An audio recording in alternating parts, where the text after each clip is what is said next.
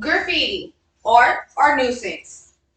The immediate purpose of my persuasive speech is to explain the beauty in graffiti found in vandalistic places, such as trains or on the walls of old buildings.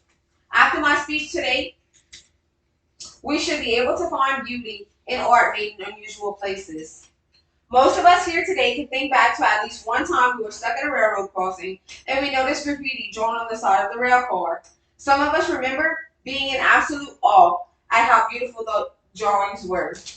Today I'm going to talk to you about graffiti, how it helps people express and explore their personalities, and the history of graffiti.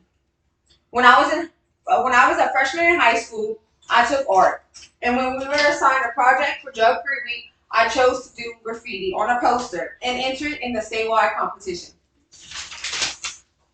2 weeks after submitting my poster, I was notified that I'd won the contest. Most of us have in one form or another a passion for art. Some of us it could be painting, for others it's music. For me, it's graffiti. Graffiti gives individuals freedom to express themselves in a way we wouldn't have used otherwise. Some people don't do well expressing the way they feel or emotions that they go through. On October 23rd, 2020, a young man wrote that he had a major breakdown dealing with the pandemic. He drew graffiti on his walls and it helped him get through that dark, unprecedented time.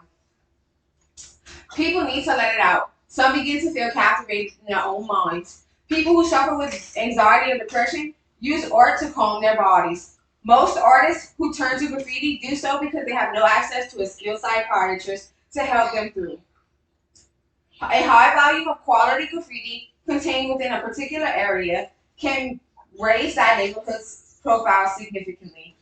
In time, other artists flock there, and the cultural value of the area is increased. Now that we know more about why people turn to graffiti, let's touch on some of the history of graffiti. Even the ancient Egyptians would use graffiti as a way of recording both true events and mythical inscriptions. These are also known as hieroglyphics. The earliest graffiti precedes written language. The fascinating ancient graffiti is located in the Cura de las Manos Cave of Hands in Santa Cruz, Argentina. The paintings date from 13,000 to 9,000 BCE. The artists belong to the long vanished Todense people. They created a mural by holding left hands against the stone as they blew paint through a tube made of bone. According to Greek legend, graffiti is a form of advertisement.